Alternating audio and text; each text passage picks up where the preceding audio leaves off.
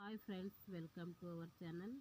ನಾನು ಇವತ್ತಿನ ತರಗತಿಯಲ್ಲಿ ಒಲಿಂಪಿಕ್ ಕ್ರೀಡೆಗಳು ಅಂದರೆ ಆಧುನಿಕ ಒಲಿಂಪಿಕ್ ಕ್ರೀಡೆಗಳ ಬಗ್ಗೆ ತರಗತಿಯನ್ನು ಮಾಡ್ತಾ ಇದ್ದೀನಿ. ಈ ಹಿಂದೆ ನಾನು ಪ್ರಾಚೀನ ಒಲಿಂಪಿಕ್ ಕ್ರೀಡೆಗಳ ಬಗ್ಗೆ ಒಂದು ತರಗತಿಯನ್ನು ಮಾಡಿದ್ದೀನಿ. ಅದೇ ರೀತಿ ದೈಹಿಕ ಶಿಕ್ಷಣಕ್ಕೆ ಸಂಬಂಧಪಟ್ಟಂತಹ ಸಿಲೆಬಸ್ಗೆ ಅನುಗುಣವಾಗಿ ಹಲವಾರು ವಿಡಿಯೋಗಳನ್ನು ಮಾಡಿದ್ದೀನಿ. ನಮ್ಮ ತರಗತಿಯಲ್ಲಿ ನಾನು ನಮ್ಮ ಚಾನಲ್ನಲ್ಲಿ ದೈಹಿಕ ಶಿಕ್ಷಣಕ್ಕೆ ಸಂಬಂಧಪಟ್ಟಂತಹ ಹಲವಾರು ವಿಡಿಯೋಗಳನ್ನು ಮಾಡಿದ್ದೀನಿ. ಉದಾಹರಣೆಗೆ ಪ್ರಾಚೀನ ಮತ್ತು ಆಧುನಿಕ ಕಾಲದ ದೈಹಿಕ ಶಿಕ್ಷಣ ಆಗಿರ್ಬೋದು, ವಿವಿಧ ದೇಶದ ಕ್ರೀಡಾ ತತ್ವಜ್ಞಾನಗಳ ಕೊಡುಗೆಗಳಾಗಿರ್ಬೋದು, ಭಾರತದ ದೈಹಿಕ ಶಿಕ್ಷಣದ ವಿವಿಧ ಯೋಜನೆಗಳಾಗಿರ್ಬೋದು, ವಿವಿಧ ಯೋಜನೆಗಳು ಯಾವ್ಯಾವ ಅಂತಂದರೆ NSS ಆಗಿರ್ಬೋದು, ಸ್ಕೌಟ್ಸ್ ಆಗಿರ್ಬೋದು, ಗೈಡ್ಸ್ ಆಗಿರ್ಬೋದು, ರೆಡ್ ಕ್ರಾಸ್ ಆಗಿರ್ಬೋದು, ಹೀಗೆ ಮುಂತಾದ ಸಂಸ್ಥೆಗಳ ಬಗ್ಗೆ ಏನು ಮಾಡಿದ್ದೀನಿ, ವಿಡಿಯೋಗಳನ್ನು ಮಾಡಿದ್ದೀನಿ.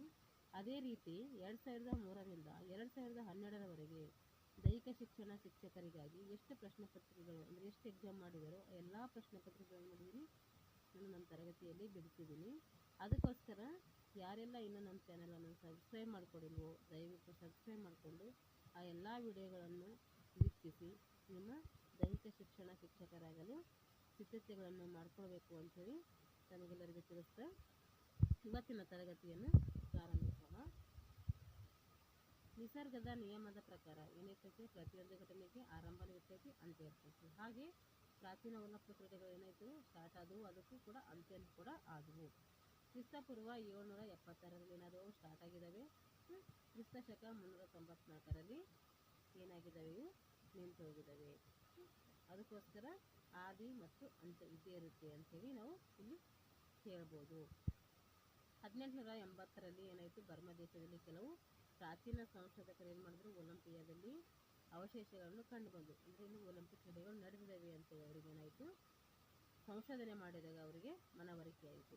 ಪ್ರಾಚೀನ ಒಲಿಂಪಿಕ್ ಕ್ರೀಡೆಗಳು ನಿಂತು ಹೋಗಲಿಕ್ಕೆ ಕಾರಣಗಳೇನೇನು, ಯಾಕೆ ಯಶಸ್ವಿ ಆಗಲಿಲ್ಲ ಅಂತಂದರೆ ಆರ್ಥಿಕ ತೊಂದರೆ ಆಗ್ತಾಯಿತ್ತು, ಅಂದರೆ ಹಣಕಾಸಿನಲ್ಲಿ ಏನಾಗ್ತಾಯಿತ್ತು, ನಡೆಸಲಿಕ್ಕೆ ಹಣಕಾಸಿನ ಕೊರತೆ ಉಂಟಾಗ್ತಾಯಿತ್ತು. ಹಾಗೆ ಅನುಭವದ ಕೊರತೆ ಆಗ್ತಿತ್ತು, ಅನುಭವವುಳ್ಳಂತಹ ತರಬೇತಿದಾರರು ಅಥವಾ ಕ್ರೀಡಾಪಟುಗಳ ಕೊರತೆ ಆಗ್ತಾಯಿತ್ತು. ಹಾಗೆ ಕ್ರೀಡೆಗಳಲ್ಲಿ ಭಾಗವಹಿಸುವ ಸಿದ್ಧತೆ ಕೂಡ ಇಲ್ಲಿ ಏನಾಗ್ತಾಯಿತ್ತು, ಕಡಿಮೆ ಆಗ್ತಿತ್ತು. ಜನರಲ್ಲಿ ಏನಾಗ್ತಾಯಿತ್ತು, ಗುಣಾತ್ಮಕ ಪ್ರತಿಭಾವನೆ ಮತ್ತು ಅಸಹಕಾರ ಮನೋಭಾವನೆ, ಅಂದರೆ ಜನರಿಗೆ ಏನಾಗಲಿಲ್ಲ, ಅದ್ರ ಬಗ್ಗೆ ಆಸಕ್ತಿ ಇರಲಿಲ್ಲ, ಅಂದರೆ ಅದರಲ್ಲಿ ಕಾಳಜಿ ತೋರಿಸ್ತಾ ಇರಲಿಲ್ಲ. ನಡೆದ ನಡಲಿ ಬಿಟ್ಟರೆ ಬಿಡಲಿ ಅಂದರೆ ಆಸಕ್ತಿ ಏನು ಮಾಡ್ತಾರ ಜನರಲ್ಲಿ ವಹಿಸ್ತಾ ಇರಲಿಲ್ಲ. ಹಾಗೆ ಅದರ ಬಗ್ಗೆ ಧನಾತ್ಮಕ ಭಾವನೆ ಇರಲಿಲ್ಲ. ಕ್ರೀಡೆಗಳ ಬಗ್ಗೆ ಧನಾತ್ಮಕ ಭಾವನೆ ಇರಲಿಲ್ಲ ಅಂದರೆ ನಾವು ಏನು ಮಾಡಿದ್ರು ಕೂಡ ಏನಾಗ್ತೈತೆ, ಅದು ಸಕ್ಸಸ್ ಆಗಲ್ಲ. ಅದಕ್ಕೆ ನಾವು ಪ್ರತಿಯೊಂದು ವಿಷಯದ ಬಗ್ಗೆ ಫಸ್ಟು ಧನಾತ್ಮಕ ಮನೋಭಾವನೆ ಹೊಂದಿದಾಗ ಮಾತ್ರ ಅದು ಯಶಸ್ವಿ ಆಗಲಿಕ್ಕೆ ಸಾಧ್ಯ ಆಗ್ತೈತೆ. ಹೀಗೆ ಈ ಎಲ್ಲ ಕಾರಣಗಳಿಂದ ಏನಾಯಿತು, ಒಲಿಂಪಿಕ್ ಕ್ರೀಡೆಗಳು ವಿಫಲವಾಗಲಿಕ್ಕೆ ಕಾರಣ ಆದವು. ಫ್ರೆಂಚ್ ಸರ್ಕಾರ ಫ್ರಾನ್ಸಿನ ಖ್ಯಾತ ಶಿಕ್ಷಣ ತಜ್ಞರಾದಂತಹ ಬ್ಯಾರನ್ ಡಿ ಕೊಬರ್ಟಿನ್ ಅವರಿಗೆ ಏನಾಯಿತು, ಇದರ ನೇತೃತ್ವವನ್ನು ಒಪ್ಪಿಸಿತು. ಆದರೆ ಇವರು ಕ್ರೀಡಾಪಟ ಆಗಿರದಿದ್ದರು, ಇವರೊಬ್ಬರು ಕ್ರೀಡಾಪಟ ಅಲ್ಲ, ಸಾಮಾನ್ಯ ವ್ಯಕ್ತಿಯಾಗಿದ್ದರು. ಆದರೆ ಶರೀರ ಮತ್ತು ಸ್ಪರ್ಧೆ ಏನಾಗಿತ್ತು, ಇದರಲ್ಲಿ ಅತ್ಯಂತ ಉತ್ಸಾಹಕತೆ ಅಂದರೆ ಹುಮ್ಮಸ್ಸಿತ್ತು, ಅಂದರೆ ಅದರ ಬಗ್ಗೆ ಆಸಕ್ತಿಯು ಹೊಂದಿದರು. ಹಾಗೂ ಎಲ್ಲ ವಿಶ್ವದ ಯುವತಿಯರು ಏನು ಮಾಡಿದ್ರು, ಒಂದೆಡೆ ಸಮಾವೇಶಗೊಳಿಸಿ ಈ ಕ್ರೀಡಾಕೂಟವನ್ನು ಮತ್ತೆ ಏನು ಮಾಡಿದ್ರು, ಸಂಘಟನೆ ಮಾಡಿದ್ರು. ಒಗ್ಗಟ್ಟು ಮತ್ತು ಸಹೋದರತೆ ವಾತ್ಸಲ್ಯವನ್ನು ಬೆಳೆಸುವಲ್ಲಿ ಏನು ಮಾಡಿದ್ರು, ಪ್ರಮುಖ ಪಾತ್ರವನ್ನು ವಹಿಸ್ತಾರೆ. ಈ ಉದ್ದೇಶದ ಸಾಧನೆಗೆ ಮೊದಲ ಹೆಜ್ಜೆಯಾಗಿ ಫ್ರಾನ್ಸಿನ ಕ್ರೀಡೋತ್ಸವವನ್ನು ಏನು ಮಾಡಿದ್ರು, ರೂಪಿಸಬೇಕೆಂದು ಅವರ ಅಪೇಕ್ಷೆ ಆಗಿತ್ತು. ಅವರು ಒಂಥರ ಅದ್ರ ಬಗ್ಗೆ ಧನಾತ್ಮಕ ಮನೋಭಾವನೆ ಹೊಂದಿಕೊಂಡು ಎಲ್ಲ ಯೋಜನೆಗಳು ಮಾಡ್ತಾಯಿದ್ರು. 1894ರಲ್ಲಿ ಜಾಗತಿಕ ಕ್ರೀಡಾ ಉತ್ಸವವನ್ನು ಕೂಡ ಏನು ಮಾಡಿದ್ರು, ಅವರು ಜನರಲ್ಲಿ ಜಾಗೃತಿ ಮೂಡಿಸೋದಕ್ಕೋಸ್ಕರ ಹಮ್ಮಿಕೊಂಡ್ರು. ವಿಶ್ವದ ಎಲ್ಲ ರಾಷ್ಟ್ರಗಳಿಗೆ ಭೇಟಿ ಕೊಟ್ಟು ಏನು ಮಾಡಿದ್ರು, ಸಾರ್ವಜನಿಕರು ಮತ್ತು ಕ್ರೀಡಾ ಪ್ರತಿನಿಧಿಗಳೊಂದಿಗೆ ಚರ್ಚೆ ನಡೆಸಿ 1894ರಲ್ಲಿ ಏನು ಮಾಡಿದ್ರು ಅಂದರೆ, ಫ್ರೆಂಚ್ ಕ್ರೀಡಾ ಒಕ್ಕೂಟದ ಪರವಾಗಿ ಅಂತಾರಾಷ್ಟ್ರೀಯ ಕ್ರೀಡಾ ಕಾಂಗ್ರೆಸ್ ಸಭೆಯಲ್ಲಿ ಏನು ಮಾಡಿದ್ರು, ತಮ್ಮ ವಿಚಾರವನ್ನು ಮಂಡಿಸಿದರು. ಅದಕ್ಕೆ ಮನ್ನಣೆ ದೊರಕಿ ಪ್ರಾಚೀನ ಒಲಿಂಪಿಕ್ ಕ್ರೀಡೆಗಳ ಜನ್ಮಸ್ಥಳ ಮತ್ತು ಒಲಿಂಪಿಕ್ ಕ್ರೀಡೆಗಳ ಪುನರುಜ್ಜೀವನಕ್ಕೆ ನಾಂದಿಯಾದಂತಹ ಅಥೆನ್ಸ್ ನಗರದಲ್ಲಿ ಏನು ಮಾಡಿದ್ರು ಅಂದರೆ, ಏಪ್ರಿಲ್ 5ರಿಂದ ಏಪ್ರಿಲ್ 15ರವರೆಗೆ ಗ್ರೀಕ್ ದೇಶದ ಸಹಕಾರದೊಂದಿಗೆ ಏನು ಮಾಡಿದ್ರು, ಮೊದಲನೇ ಆಧುನಿಕ ಒಲಿಂಪಿಕ್ ಕ್ರೀಡೆಗಳು ಏನು ಮಾಡಿದ್ರು, ನಡೆಸಬೇಕಂತ ಹೇಳಿ ತೀರ್ಮಾನವನ್ನು ಕೈಗೊಂಡರು. ಪ್ರಾಚೀನ ಅಂದರೆ ಪ್ಯಾರಿಸ್ನಲ್ಲಿ ನಡೆದಂತಹ ಅಂತಾರಾಷ್ಟ್ರೀಯ ಸಭೆಯಲ್ಲಿ ಗ್ರೀಸ್ನಲ್ಲಿ ಹಿಂದೆ ನಡೆಯುತ್ತಿದ್ದಂತಹ 4 ವರ್ಷಗಳು ನಡೆಯಲು ನಿರ್ಧರಿಸಿತು. ಹೆಂಗೆ ಪ್ರಾಚೀನ ಒಲಿಂಪಿಕ್ ಕ್ರೀಡೆಗಳು 4 ವರ್ಷಕ್ಕೊಮ್ಮೆ ಹೆಂಗೆ ನಡೀತಾ ಇದ್ವು, ಅದೇ ರೀತಿ ನಡೆಸಬೇಕು ಅಂಥೇಳಿ ಇವಾಗೂ ಕೂಡ ಒಂದು ತೀರ್ಮಾನಕ್ಕೆ ಬಂದರು. 1890ರಲ್ಲಿ ಗ್ರೀಕ್ ದೇಶದ ಅಥೆನ್ಸ್ ನಗರದಲ್ಲಿ ಏನಾಯಿತು, ಮೊದಲನೇ ಆಧುನಿಕ ಒಲಿಂಪಿಕ್ ಕ್ರೀಡೆಗಳು ಏನು ಮಾಡಿದರು, ಕೊಬರ್ಟಿನವರ ನೇತೃತ್ವದಲ್ಲಿ ಸಂಘಟನೆ ಮಾಡಿದರು. ಕೊಬರ್ಟಿನವರಿಗೆ ಕ್ರೀಡೆಗಳ ಸಂಘಟನೆಗಾಗಿ ಗ್ರೀಕ್ ಸರ್ಕಾರ ಏನು ಮಾಡ್ತಿದ್ರೆ ಅವರಿಗೆ ಆರ್ಥಿಕ ನೆರವು ನೀಡಿತು. ಅದು ಸಾಲದೆ ಹೋದಾಗ ಏನು ಮಾಡ್ತಿದ್ರೆ ಅಲೆಕ್ಸಾಂಡ್ರಿಯಾದ ಅರಬಿ ವರ್ತಕನಾದ ಜಾರ್ಜ್ ಎವರೆಸ್ಟ್ ಎಂಬುವರ ಕ್ರೀಡೆಗಳ ಸಂಘಟನೆ ಮಾಡಲಿಕ್ಕೆ ಏನು ಮಾಡ್ತಾರೆ, ಒಂದು ಕ್ರೀಡಾಂಗಣವನ್ನು ಕಟ್ಟಲಿಕ್ಕೆ ಕೂಡ ಸಂಪೂರ್ಣ ಸಹಕಾರವನ್ನು ನೀಡಿತು. ಕೊಬರ್ಟಿನವರ ಪ್ರಯತ್ನದಿಂದ ಏನಾಯಿತು ಅಂದರೆ 1890ರಲ್ಲಿ ಅಥೆನ್ಸ್ನಲ್ಲಿ ಆಧುನಿಕ ಒಲಿಂಪಿಕ್ ಕ್ರೀಡೆಗಳು ಏನು ಮಾಡಿದ್ರು, ಚಾಲನೆಗೆ ಬಂದವು. ಕೇವಲ 9 ಸ್ಪರ್ಧೆಗಳಲ್ಲಿ 13 ದೇಶಗಳು ಏನು ಮಾಡಿದ್ರು, ಭಾಗವಹಿಸಿದ್ರು. ಅದರಿಂದ ಆಧುನಿಕ ಒಲಿಂಪಿಕ್ ಕ್ರೀಡೆಗಳ ಪಿತಾಮಹ ಅಂತೇಳಿ ಏನು ಮಾಡ್ತೀವಿ, ಕೊಬರ್ಟಿನವರನ್ನು ಕರಿತೀವಿ. ಕ್ರೀಡೆಗಳ ಮೇಲ್ವಿಚಾರಣೆಗಾಗಿ ಸ್ವಿಟ್ಜರ್ಲ್ಯಾಂಡ್ನಲ್ಲಿ ಏನು ಮಾಡಿದ್ರು, ಅಂತಾರಾಷ್ಟ್ರೀಯ ಮಟ್ಟದ ಒಲಿಂಪಿಕ್ ಸಮಿತಿಯ ಕಚೇರಿಯನ್ನು ಕೂಡ 1894ರಲ್ಲಿ ಸ್ಥಾಪನೆ ಮಾಡಿದರು. 1896ರಲ್ಲಿ ಏನು ಮಾಡಿದ್ರು, 1896ರಿಂದ 1925ರವರೆಗೆ ಏನು ಮಾಡಿದ್ರು, ಇವರೇ ಆ ಸಂಸ್ಥೆಯ ಅಧ್ಯಕ್ಷರಾಗಿ ಮುಂದುವರೆದರು. ಕ್ರೀಡೆಗಳ ಸಂಘಟನಾ ನಿಯಮಗಳು, ಧ್ವಜ, ಕಪ್ಪು ಮತ್ತು ಘೋಷಣೆ ಮುಂತಾದ ನಿರೂಪಣೆಗೊಂಡಿದ್ದು ಇವರಿಂದಲೇ. ಇವೆಲ್ಲ ನಿಯಮಗಳು ಅವರೇ ಮಾಡಿದ್ರು, ಧ್ವಜ ಅವರೇ ಹಾಕಿದ್ರು, ಕಪ್ಪುಗಳು ಅವರೇ ನೀಡಿದ್ರು, ಘೋಷಣೆಗಳು ಕೂಡ ಅವರೇ ಮಾಡಿದ್ರು. ಇದೆಲ್ಲ ಸಮಸ್ತರುವರೆ ಇವರೇ ಅಂತ ನಾವು ಹೇಳ್ಬೋದು. 6 ಮತ್ತು 12 ಹಾಗೂ 13ನೇ ಆಧುನಿಕ ಒಲಿಂಪಿಕ್ ಕ್ರೀಡೆಗಳು 1916, 1940, 1944ರಲ್ಲಿ ಏನಾಗಲಿಲ್ಲ, ಮೊದಲನೇ ಮತ್ತು ಎರಡನೇ ಮಹಾಯುದ್ಧದ ಕಾರಣದಿಂದ ಅಲ್ಲಿ ನಡೆಯಲಿಲ್ಲ. ಆ ವರ್ಷಗಳಲ್ಲೆಲ್ಲ ಒಲಿಂಪಿಕ್ ಕ್ರೀಡೆಗಳು ನಡೆದಿಲ್ಲ. 1894ರಲ್ಲಿ ಸ್ಥಾಪನೆಯಾದಂತಹ ಅಂತಾರಾಷ್ಟ್ರೀಯ ಒಲಿಂಪಿಕ್ನ ಮೊದಲ ಅಧ್ಯಕ್ಷ ಯಾರಂದರೆ ಗ್ರೀಸ್ನ ಡಯಾಟ್ರಿಯನ್ ಪಿಕ್ಯುಲಸ್. ನೆನಪಿಟ್ಕೋಬೇಕು. ಇವೆಲ್ಲ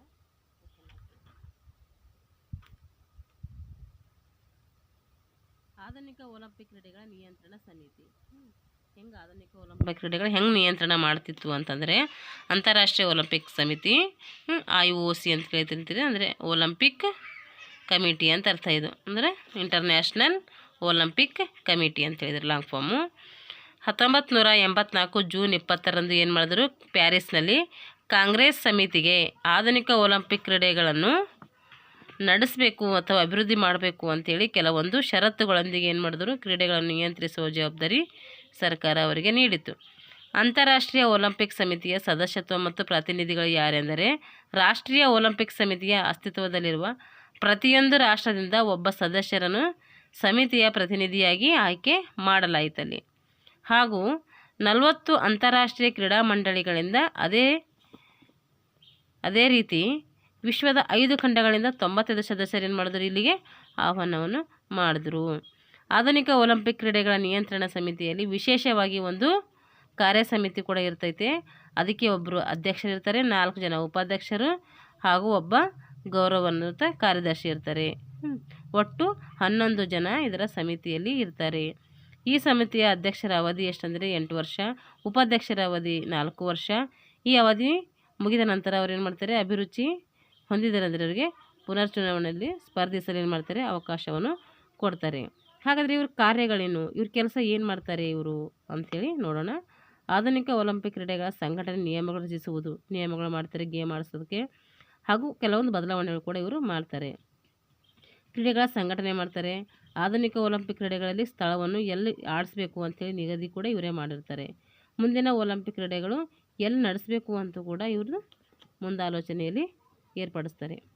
ರಾಷ್ಟ್ರದ ವರಿಷ್ಠ ಅಧಿಕಾರಿಗಳನ್ನ ಅಂದರೆ ಅಧ್ಯಕ್ಷ ಅಥವಾ ಪ್ರಧಾನಮಂತ್ರಿ ಇವರಿಗೆ ಏನು ಮಾಡ್ತಾರೆ ಅಂದರೆ ಸಮಾನವಾದಂತಹ ಗೌರವವನ್ನು ಅಂತಾರಾಷ್ಟ್ರೀಯ ಒಲಿಂಪಿಕ್ ಅಧ್ಯಕ್ಷರು ಕೂಡ ಹೊಂದಿದೆ. ಅಂದರೆ ರಾಜ್ಯದ ಅಧ್ಯಕ್ಷರು ಮತ್ತು ರಾಷ್ಟ್ರಪತಿ ಪ್ರಧಾನಮಂತ್ರಿ ಇವ್ರಿಗೆ ಹೆಂಗೆ ಒಳ್ಳೆಯ ಸ್ಥಾನಮಾನ ಇದೆಯೋ ಹಾಗೆ ಅಂತಾರಾಷ್ಟ್ರೀಯ ಒಲಿಂಪಿಕ್ ಅಧ್ಯಕ್ಷರು ಕೂಡ ಆ ಸ್ಥಾನಮಾನ ಇದ್ದಾವೆ ಅಂತೇಳಿ ಹೇಳ್ತಾರೆ. ಇಲ್ಲಿ ಅಂತಾರಾಷ್ಟ್ರೀಯ ಒಲಿಂಪಿಕ್ ಸಮಿತಿ ಪ್ರಧಾನ ಕಚೇರಿ ಎಲ್ಲಿದೆ ಅಂದರೆ 1894ರಲ್ಲಿ ಸ್ವಿಟ್ಜರ್ಲ್ಯಾಂಡಿನ ಲ್ಯಾಸೇನಿಯಾದಲ್ಲಿ ಇದೆ.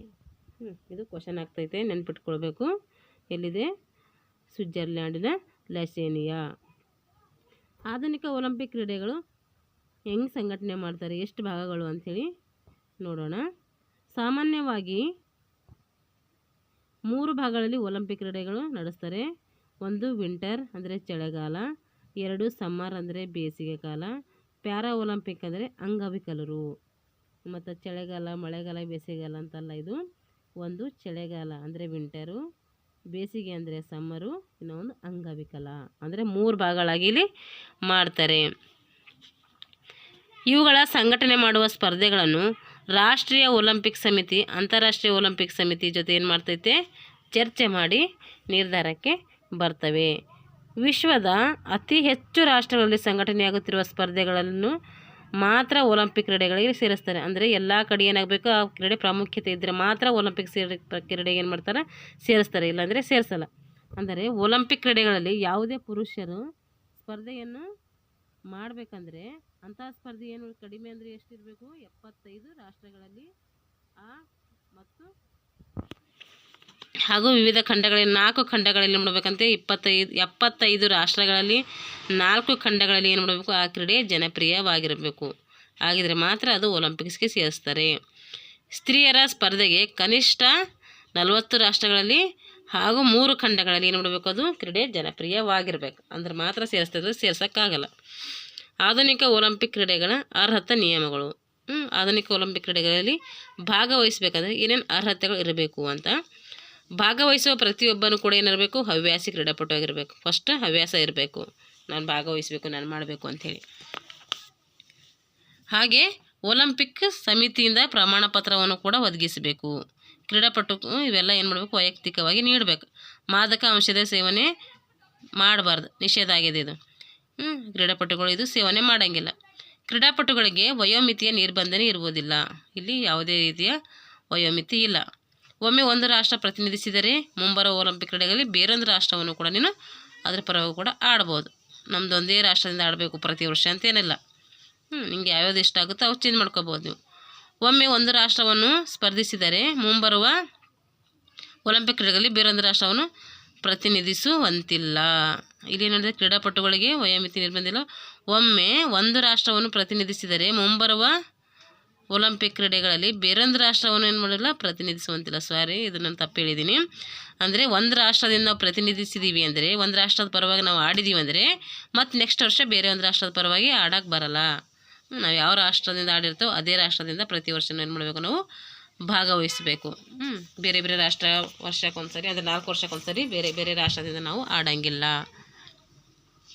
ಕ್ರೀಡಾಪಟುಗಳು ಜಾತಿ, ಧರ್ಮ, ವರ್ಣ ಭೇದಗಳಿಗೆ ಏನಿರಲ್ಲ ಅವಕಾಶ ಇಲ್ಲ. ಇಲ್ಲಿ ಯಾವುದೇ ಕ್ರೀಡಾಪಟು ನಿಮ್ಮ ಜಾತಿ ಅದು, ನಿಮ್ಮ ಧರ್ಮ ಅದು, ನಿಮ್ಮ ವರ್ಣ ನೀ ಕಪ್ಪಿದೆಯಾ ಬಿಳುಪಿದೆಯಾ ಅಂತೇಳಿ ಈ ರೀತಿ ತಾರತಮ್ಯ ಮಾಡೋಂಗಿಲ್ಲ. ತಾವು ಪ್ರತಿನಿಧಿಸಿರುವ ರಾಷ್ಟ್ರದ ಬಾಂಧವ್ಯವನ್ನು ಹೊಂದಿರಬೇಕು. ತಮ್ಮ ರಾಷ್ಟ್ರದ ಬಗ್ಗೆ ಕ್ರೀಡಾಪಟುವಿಗೆ ಏನಿರಬೇಕು, ಗೌರವ ಇರಬೇಕು. ಆಧುನಿಕ ಒಲಿಂಪಿಕ್ ಕ್ರೀಡೆಗಳು ಎಲ್ಲಿ ನಡೆಸ್ತಾರೆ ಅಂದರೆ, ಆಧುನಿಕ ಒಲಿಂಪಿಕ್ ಕ್ರೀಡೆಗಳು ನಡೆಯುವ ಸ್ಥಳ ಸಾಮಾನ್ಯವಾಗಿ ಅಂತಾರಾಷ್ಟ್ರೀಯ ಒಲಿಂಪಿಕ್ ಸಮಿತಿಯ ಸದಸ್ಯರ ಮತಗಳು, ಅಂದರೆ ಅದಕ್ಕೆ ಎಲೆಕ್ಷನ್ ಮಾಡಿ ಎಲ್ಲಿ ನಡೆಸ್ಬೇಕಂತ ನಿರ್ಧಾರ ಮಾಡ್ತಾರೋ ಅಲ್ಲಿ ಸಂಘಟನೆ ಮಾಡ್ತಾರೆ. ಸಾಮಾನ್ಯವಾಗಿ ಆಧುನಿಕ ಒಲಿಂಪಿಕ್ ಕ್ರೀಡೆಗಳ ಅವಧಿ ಎಷ್ಟಿರ್ತೈತೆ,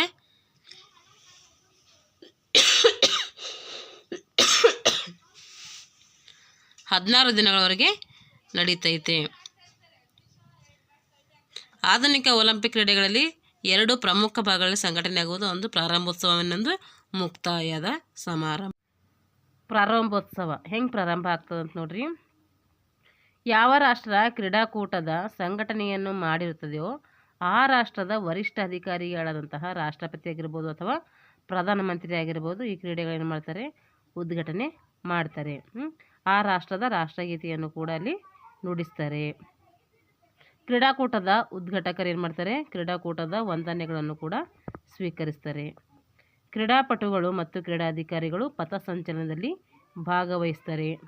ಈ ಪಥಸಂಚಲನ ಅತಿ ಮುಂದಿರುವ ತಂಡ ಯಾವುದಂದರೆ ಗ್ರೀಕ್ ದೇಶ ಆಗಿರುತ್ತೈತೆ. ಯಾಕಂದರೆ ಅದು ಅದೇ ನಡೆಸುವುದರಿಂದ ಗ್ರೀಕ್ ದೇಶ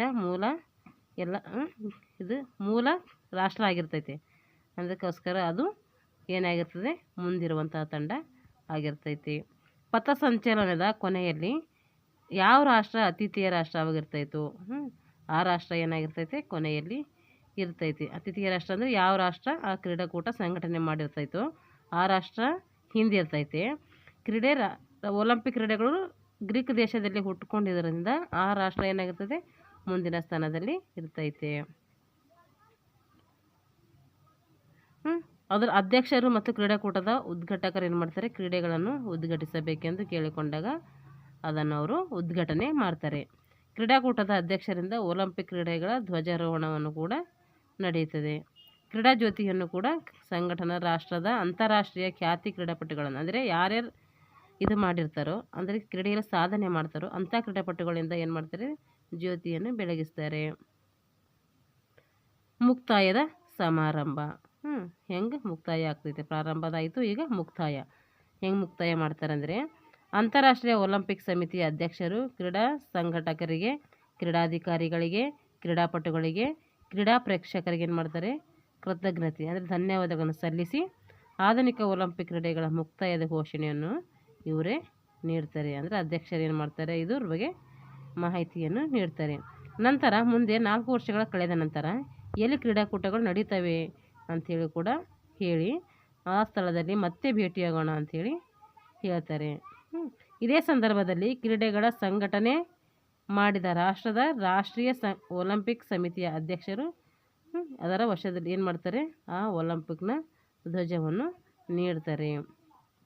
ಅವರ ಧ್ವಜವನ್ನು 4 ವರ್ಷಗಳ ನಂತರ ಒಲಿಂಪಿಕ್ ಕ್ರೀಡೆಗಳನ್ನು ಸಂಘಟನೆ ಮಾಡಲಿರುವ ರಾಷ್ಟ್ರದ ರಾಷ್ಟ್ರೀಯ ಒಲಿಂಪಿಕ್ ಸಮಿತಿಯ ಅಧ್ಯಕ್ಷರಿಗೆ ಏನು ಮಾಡ್ತಾರೆ, ಒಪ್ಪಿಸ್ತಾರೆ.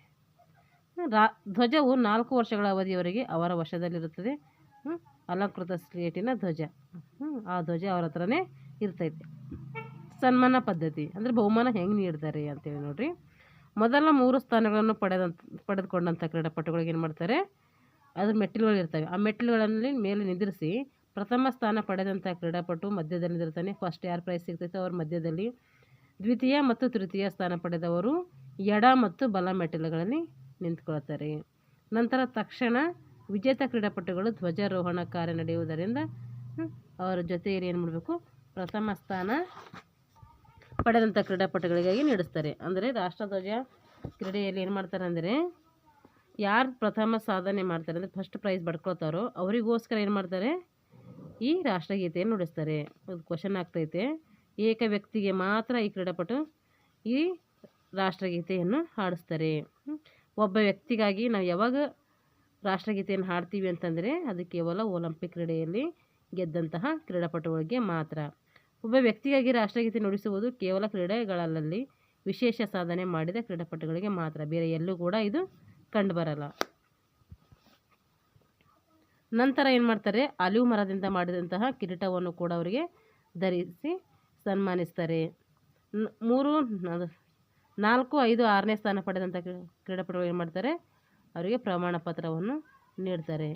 1, 2, 3ನೇ ಸ್ಥಾನಕ್ಕೆ ಕ್ರಮವಾಗಿ ಚಿನ್ನ, ಬೆಳ್ಳಿ, ಕಂಚು ಈ 3 ಪದಕಗಳನ್ನು ನೀಡಿದರೆ ಉಳಿದವರಿಗೆ ಏನು ಮಾಡ್ತಾರೆ, 4, 5, 6ರಿಗೆ ಅವರಿಗೆ ಪ್ರಮಾಣ ಪತ್ರವನ್ನು ನೀಡಿ ಗೌರವಿಸ್ತಾರೆ. ಕ್ರೀಡೆಗಳಲ್ಲಿ ಭಾಗವಹಿಸಿದ ಎಲ್ಲ ಕ್ರೀಡಾಪಟುಗಳಿಗೆ ಏನು ಮಾಡ್ತಾರೆ, ಕ್ರೀಡಾಕೂಟದ ಸವಿ ನೆನಪಿಗಾಗಿ ಸೆಮಿನಾರ್ಗಳನ್ನು ನೀಡಲಾಗ್ತದೆ. ಈಗ ಒಲಿಂಪಿಕ್ ಧ್ವಜ. ಒಲಿಂಪಿಕ್ ಕ್ರೀಡೆಗಳಲ್ಲಿ ನಡೆದಾಗ ಹಾರಿಸಿದ ಧ್ವಜ ಹೆಂಗಿರ್ತಂದರೆ, ಈ ಧ್ವಜವನ್ನು 1920ರಲ್ಲಿ ಬೆಲ್ಜಿಯಂನ ಆಂತ್ರಪಥದಲ್ಲಿ ಏನು ಮಾಡಿದ್ರು, ನಡೆದ ಒಲಿಂಪಿಕ್ನಲ್ಲಿ ಇದನ್ನು ಬೆಳಕಿಗೆ ತರಲಾಯಿತು.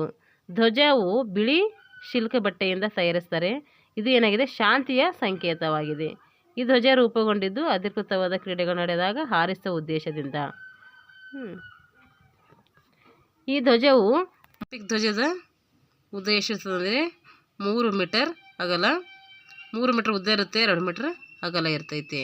ಈ ಧ್ವಜದ ಅಂಚಿನ ಗುಂಟ ಏನು ಮಾಡ್ತಾರೆ, ಯಾವುದೇ ಪ್ರಕಾರದ ಬಾರ್ಡರ್ ಹಾಕಲ್ಲ. ಈ ಧ್ವಜದ ಮಧ್ಯದಲ್ಲಿ ಒಂದರೊಳಗೊಂದು ಸೇರಿರುವ 5 ವಿವಿಧ ಬಣ್ಣಗಳ ಏನಿರ್ತವೆ, ವೃತ್ತಗಳಿರ್ತವೆ. ನೀಲಿ, ಹಳದಿ, ಹಸಿರು ಮತ್ತು ಕೆಂಪು. ಇವೆಲ್ಲ ರಾಷ್ಟ್ರಗಳು ಏನು ಮಾಡ್ತವೆ, 5 ಖಂಡಗಳನ್ನು ಪ್ರತಿನಿಧಿಸ್ತವೆ. ಅಮೇರಿಕಾ, ಏಷ್ಯಾ, ಆಫ್ರಿಕಾ, ಯುರೋಪ್ ಮತ್ತು ಆಸ್ಟ್ರೇಲಿಯಾ ಈ ಬಣ್ಣದಲ್ಲಿರುವಂತಹ ಖಂಡಗಳ ರಾಷ್ಟ್ರಗಳಾಗಿದ್ದಾವೆ. ಪ್ರತಿನಿಧಿಸುವಿಕೆಯನ್ನು ಸೂಚಿಸ್ತವೆ. ಯಾವ್ಯಾವ ರಾಷ್ಟ್ರಗಳು ಇಲ್ಲಿ ಪ್ರತಿನಿಧಿಸ್ತಾ ಇದ್ದಾವೆ ಅಂತೇಳಿ ಅದರ ಸಂಕೇತವಾಗಿ ಇದನ್ನು 5 ಬಣ್ಣಗಳ ವೃತ್ತಗಳನ್ನು ಪ್ರಕಟಿಸಲಾಗ್ತೈತೆ. CTS ಅಂದರೆ ಒಲಿಂಪಿಕ್ನಲ್ಲಿ ಏನು ಮಾಡ್ತಾರೆ, 3 ಇದು ಇರ್ತವೆ. ಒಂದಂದರೆ CTS ಅಂದರೆ ಇನ್ನಷ್ಟು ವೇಗ, ಅಂದರೆ ಧ್ಯೇಯಗಳು, ಉದ್ದೇಶಗಳು ಅಂತ ಕರಿತೀವಿ ಇದಕ್ಕೆ. CTS ಅಂದರೆ ಏನು, ಇನ್ನಷ್ಟು ವೇಗ. LTS ಅಂದರೆ ಇನ್ನಷ್ಟು ಎತ್ತರ. ಪೋರ್ಟಿಯಸ್ ಅಂದರೆ ಇನ್ನಷ್ಟು ದೂರ, ಅಂದರೆ ವೇಗ, ಎತ್ತರ, ದೂರ ಅಥವಾ ಬಲ ಇವೇನು ಮಾಡ್ತವೆ ಒಲಿಂಪಿಕ್ ಕ್ರೀಡೆಯ ಉದ್ದೇಶಗಳಾಗಿದ್ದಾವೆ.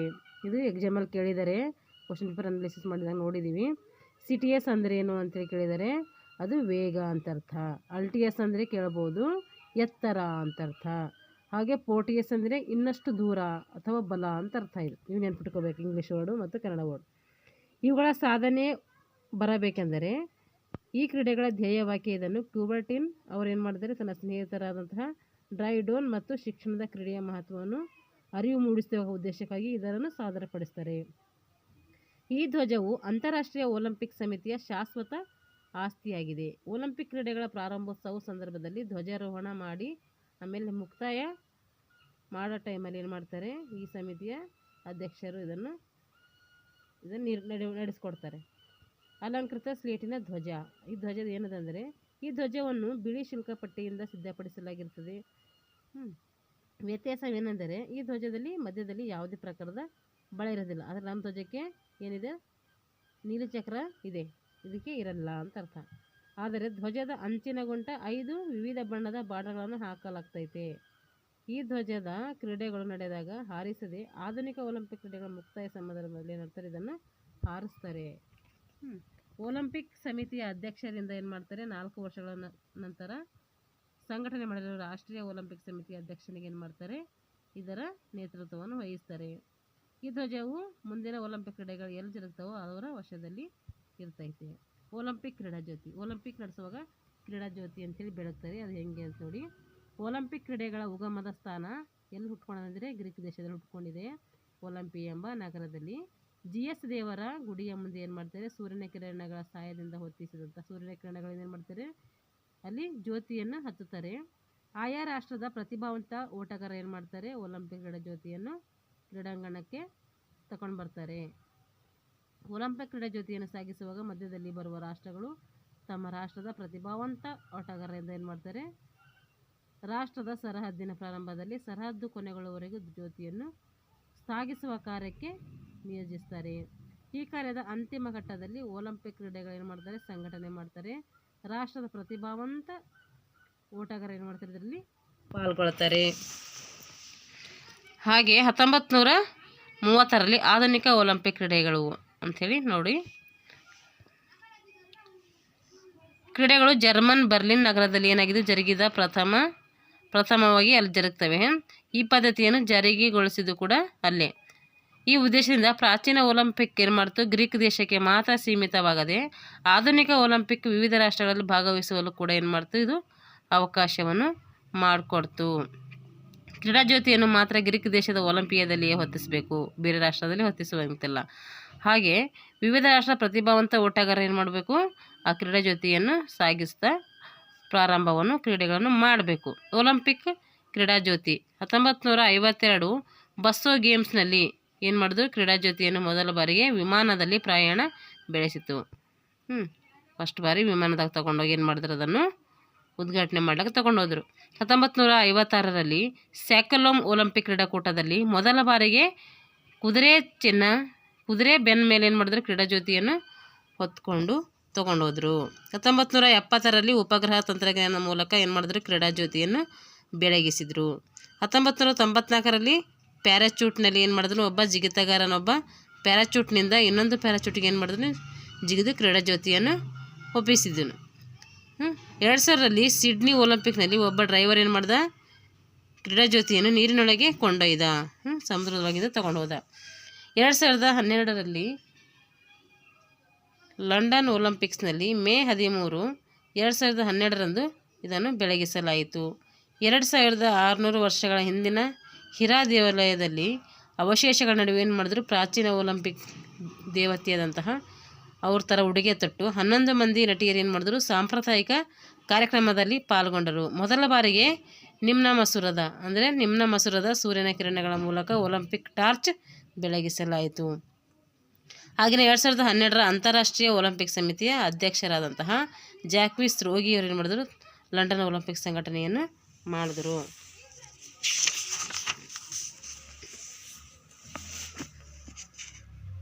ಸೆಬಾಸ್ಟಿಯನ್ ಕೊಯ್ಡಾ ಈ ಸಂದರ್ಭದಲ್ಲಿ ಹಾಜರಿದ್ದರು. ಒಲಿಂಪಿಕ್ ಅವರು ಅಧ್ಯಕ್ಷರದ್ರದ್ದು. ಇವಾಗ ಒಲಿಂಪಿಕ್ಸ್ ಪ್ರಮುಖ ದಾಖಲೆಗಳು, ಏನೇನು ದಾಖಲೆಗಳು ಇದು ಮಾಡಿದೆ ಅಂಥೇಳಿ 1972ರಲ್ಲಿ ಮ್ಯೂನಿಚ್ ಒಲಿಂಪಿಕ್ನಲ್ಲಿ ಏನು ಮಾಡಿದ್ರು, ಅಮೇರಿಕಾದ ಈಜು ಸ್ಪರ್ಧೆಯನ್ನು ಮ್ಯಾಕ್ವೇಡ್ಸ್ ಏನು ಮಾಡಿದ್ರು, ಇವನು 7 ಸ್ವರ್ಣ ಪದಕಗಳನ್ನು ಗೆದ್ದುಕೊಂಡು, ಸ್ವರ್ಣ ಅಂದರೆ ಚಿನ್ನ ಅಂತ ಅರ್ಥ ಮಾಡಿ ಏನು ಮಾಡಿದ್ರು, ಇವನು ಒಂದು ವಿಶ್ವ ದಾಖಲೆಯನ್ನು ಮಾಡಿದನು. 1920-28ರಲ್ಲಿ 3 ಒಲಿಂಪಿಕ್ ಕ್ರೀಡೆಗಳಲ್ಲಿ 9 ಚಿನ್ನದ ಪದಕ ಏನು ಮಾಡಿದನು, ನಾವೋ ನೋರ್ಮಿ ಫಿನ್ಲ್ಯಾಂಡ್ನವರು ಗೆದ್ಕೊಂಡ್ರು. 1924ರಲ್ಲಿ ಒಲಿಂಪಿಕ್ಸ್ನಲ್ಲಿ ಓಟದ ಸ್ಪರ್ಧೆಗಳ ವಿಭಾಗದಲ್ಲಿ ಚಿನ್ನದ ಪದಕಗಳನ್ನು ಕೂಡ ಇವರು ದೋಚಿಕೊಂಡು 24 ವಿಶ್ವ ದಾಖಲೆಗಳನ್ನು ಕೂಡ ನಿರ್ಮಿಸಿದ್ದಾರೆ. 1928ರಲ್ಲಿ ಭಾರತೀಯ ಕ್ರೀಡಾಪಟುಗಳು ಏನು ಮಾಡಿದ್ರು, ಪ್ರಥಮ ಬಾರಿಗೆ ಒಲಿಂಪಿಕ್ನಲ್ಲಿ ಭಾಗವಹಿಸಿ 1956ರವರೆಗೆ ಏನು ಮಾಡಿದ್ರು, ಪ್ರತಿ ಒಲಿಂಪಿಕ್ನಲ್ಲಿ ಹಾಕಿಯಲ್ಲಿ ಚಿನ್ನದ ಪದಕ ಗಳಿಸಿತು. 1956 ಮೆಲ್ಬೋರ್ನ್ ಒಲಿಂಪಿಕ್ಸ್ನಲ್ಲಿ ಪುರುಷರ ವಿಭಾಗದಲ್ಲಿ ಡಿಸ್ಕಸ್ ಎಸೆತದಲ್ಲಿ ಏನು ಮಾಡಿದ್ರು, ಚಿನ್ನದ ಪದಕವನ್ನು ಆಲ್ ಆರ್ಟರ್ ಎಂಬುವರು ಗೆದ್ಕೊಂಡ್ರು. 1968ರ ತನಕ ಏನು ಮಾಡಲಿಲ್ಲ, ಚಿನ್ನದ ಪದಕ ಗಳಿಸಿ ಒಂದೇ ಸ್ಪರ್ಧೆಯಲ್ಲಿ ಸತತ 4 ಚಿನ್ನದ ಪದಕಗಳನ್ನು ಗೆದ್ಕೊಂಡಂಥ ದಾಖಲೆ ಇವರ ಹೆಸರಿನಲ್ಲಿದೆ. 1952ರ ಹೆಲ್ಸಿಂಕಿ ಒಲಿಂಪಿಕ್ನಲ್ಲಿ 3 ಕಠಿಣ ಸ್ಪರ್ಧೆಗಳನ್ನು ಮಾಡಿದ್ರು, ಸೇರಿಸಿದ್ರು. ಅವು ಯಾವ್ಯಾವು ಅಂದರೆ 5000 ಮೀಟರ್, 10,000 ಮೀಟರ್ ಮತ್ತು ಮ್ಯಾರಥಾನ್. ಈ 3 ಕ್ರೀಡೆಗಳೇನು ಮಾಡಿದ್ರು, ಅದರಲ್ಲಿ ಸೇರಿಸಿದರು.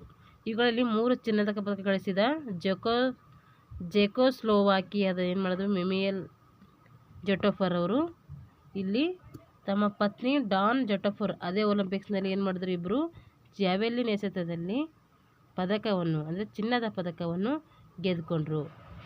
ಇದ್ರ ಸಾಧನೆ ಏನಂದರೆ, ಗಂಡ ಹೆಂಡತಿ ಏನು ಮಾಡಿದರೆ ಒಂದೇ ಒಲಿಂಪಿಕ್ಸ್ನಲ್ಲಿ ಚಿನ್ನದ ಪದಕ ಪಡೆದಂತಹ ಘಟನೆ ಇದು.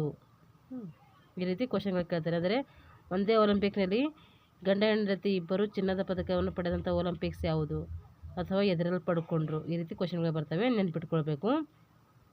1956ರಲ್ಲಿ ನಡೆದ ಒಲಿಂಪಿಕ್ಸ್ ಕ್ರೀಡೆಗಳಿಗೆ ರಾಜಕೀಯ ಭಿನ್ನಾಭಿಪ್ರಾಯ ಇದ್ದಾಗ ಆವಾಗ ಏನಾಯ್ತು ಅಂದರೆ, ನೆದರ್ಲ್ಯಾಂಡ್, ಸ್ಪೇನ್ ಮತ್ತು ಸ್ವಿಟ್ಜರ್ಲ್ಯಾಂಡ್ ಏನು ಮಾಡಿದ್ವು, ಇದನ್ನು ಬಹಿಷ್ಕಾರ ಮಾಡಿದವು. 1968ರಲ್ಲಿ ಉದ್ದೀಪನ ಔಷಧಿ ಸೇವಿಸಿದ ಮೊದಲ ಘಟನೆ ನಡೆದಿದೆ.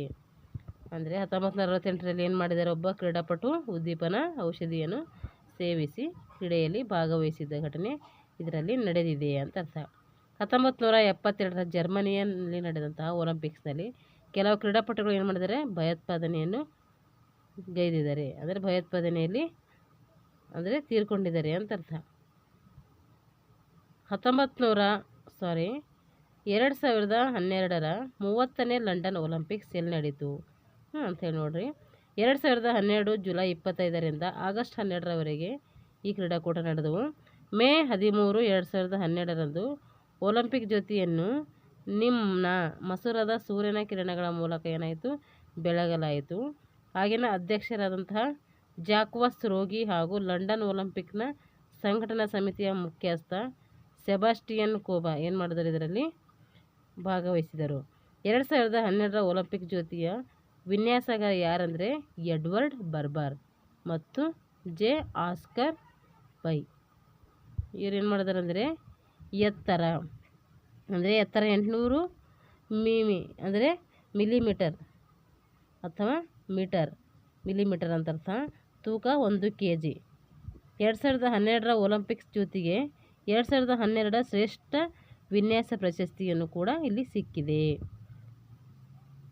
11 ವರ್ಷದ ಡೊಮಿನಿಕ್ ಮೊಕೊಗೊವನ್ ಕ್ರೀಡಾಜ್ಯೋತಿಯನ್ನು ರಿಲೇಯಲ್ಲಿ ಪಾಲ್ಗೊಂಡಿದ್ದು ಇಲ್ಲಿ ವಿಶೇಷವಾದಂತಹ ಒಂದು ಅಂಶವಾಗಿದೆ ಅಂತ ಹೇಳ್ಬೋದು. ಜ್ಯೋತಿಯ ಬಣ್ಣ ಹೆಂಗಿರ್ತದೆ ಅಂದರೆ, ಕ್ರೀಡಾ ಜ್ಯೋತಿಯ ಬಣ್ಣ ಹೆಂಗಿರ್ತದೆ ಅಂದರೆ ಸ್ವರ್ಣ ಬಣ್ಣ ಅಂತೇಳಿ ಹೇಳಬೇಕು. 2012ರ ಒಲಿಂಪಿಕ್ ಗುರಿ ಏನಂದರೆ ಕ್ರೀಡೆ, ಶಿಕ್ಷಣ ಮತ್ತು ಸಂಸ್ಕೃತಿ. ಅದು ಅವಾಗಿನ ಪ್ರಚಲಿತ ಘಟನೆ. 2012ಕ್ಕಿಂತ ಮುಂಚೆ ಲಂಡನ್ನಲ್ಲಿ 2 ಬಾರಿ ಒಲಿಂಪಿಕ್ ಕ್ರೀಡೆ ಏನಾಯಿತು ನಡೆದಿತ್ತು. ಅದು ಯಾವಾಗ ಅಂದರೆ 1908, 1948. 2012ರ ಒಲಿಂಪಿಕ್ಸ್ನಲ್ಲಿ ಎಷ್ಟಿದವು, 26 ಕ್ರೀಡೆಗಳು ಇಲ್ಲಿ ಭಾಗವಹಿಸಿದ್ವು ಅಥವಾ ಸೇರಿಸಿದ್ರು ಅಂತ ಅರ್ಥ. ಇದುವರೆಗೂ ಒಲಿಂಪಿಕ್ ಕ್ರೀಡೆಗಳು ಬಹುತೇಕ ಯುರೋಪ್ ಮತ್ತು ಉತ್ತರ ಅಮೆರಿಕದಲ್ಲಿ ನಡೆದಿವೆ.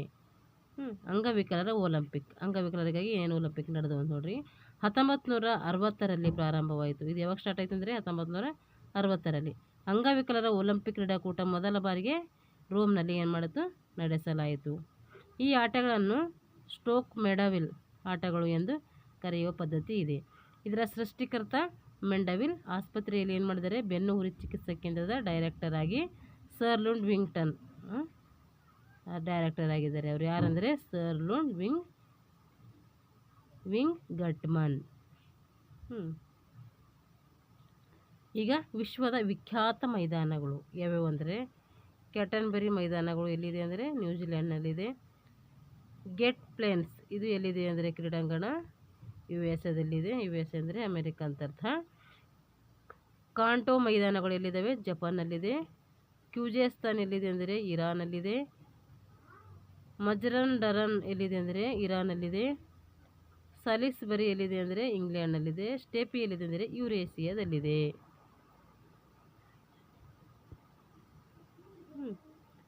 ಹೀಗೆ